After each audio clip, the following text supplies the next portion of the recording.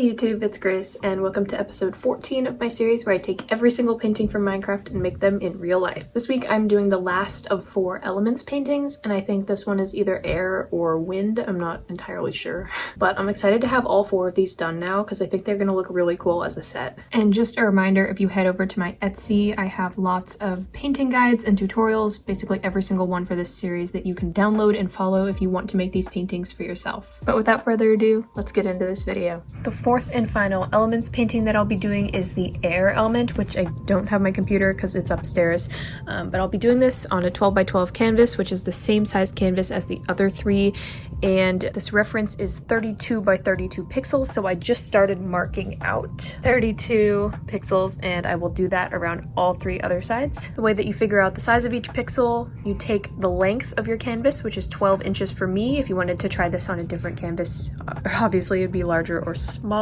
and you divide that by 32 because that's how many pixels across it is. So 12 inches divided by 32 pixels is 0.375. So that is how many inches each pixel is.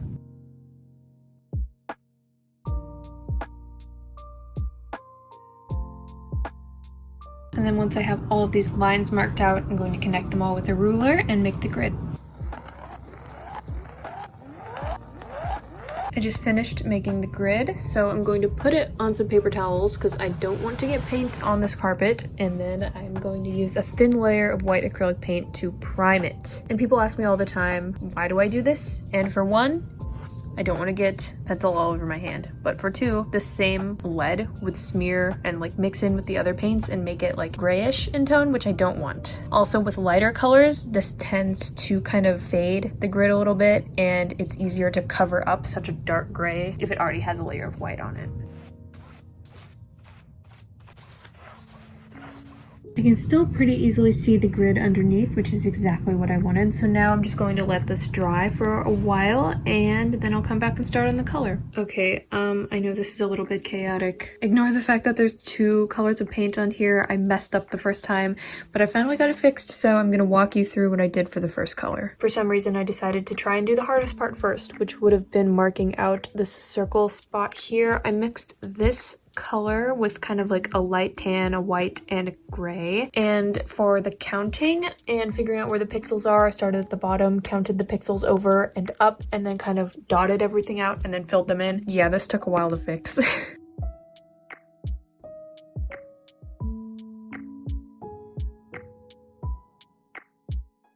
Here's how the first color looks. I think I am off to a good start. This is the second color that I've come up with, which is meant to be a bit darker than this one, and I'm going to fill in these next.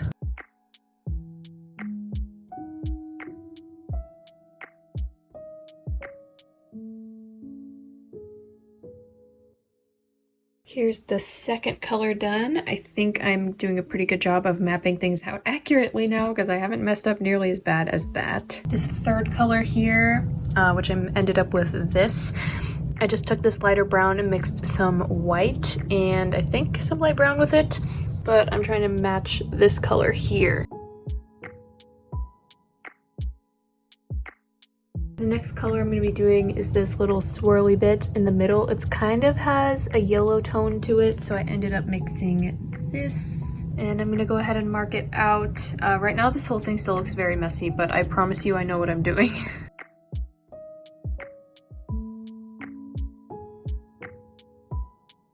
And for the last color, which is the background, I just mixed this with mostly white except a little bit of tan and yellow just to add some depth to it. And once I get all the rest of it filled in, we'll be done with the first coat. Actually, no, I lied. There's a bottom strip here.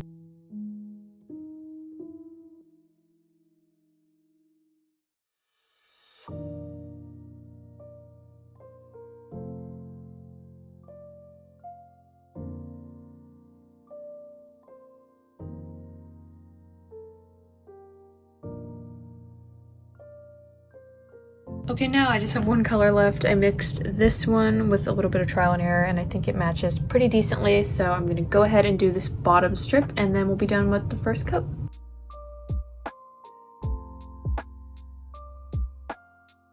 And here is how the first coat is looking done. Honestly, I think I might lighten some of the darker shades with the second coat because it just looks like the contrast is a little too high compared to the reference, which, I mean, it's not terrible, but I just think I could do a little better. But I'm gonna let this dry and then we will start on that.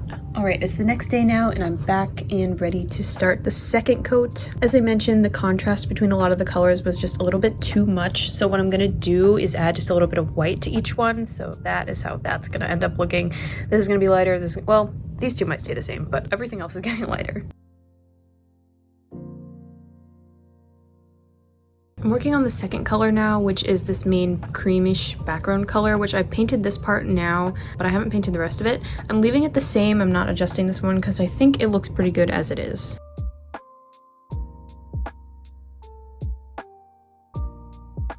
I just did this yellowish color too. I kept it the same, didn't change it. Next I'm going to be doing this darkest brown color. I just added a bit of white to the container, so I'm going to lighten this one a bit as well.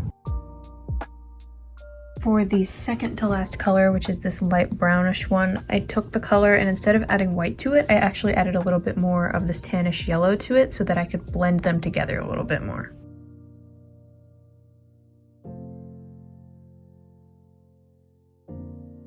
Okay, so it's kind of hard to see like the comparison because my screen is way too bright to focus on both of them at once, but this is the reference and then this is my painting. I just finished the second coat. Okay, I just turned down my brightness a bunch and that helped some. But yeah, here's how it's looking. I'm gonna let it dry and then I'll show you in natural light. I might do a couple touch-ups between now and then, but I think it's mostly done. And this is how it looks after I did a few more touch-ups last night without filming. The second coat is done and completely dry, so yeah. So now this little sub-series that I had within my actual series is complete. Here's a little bit of a close-up where you can see all of the different shades and transition colors that I used. And the moment you've all been waiting for.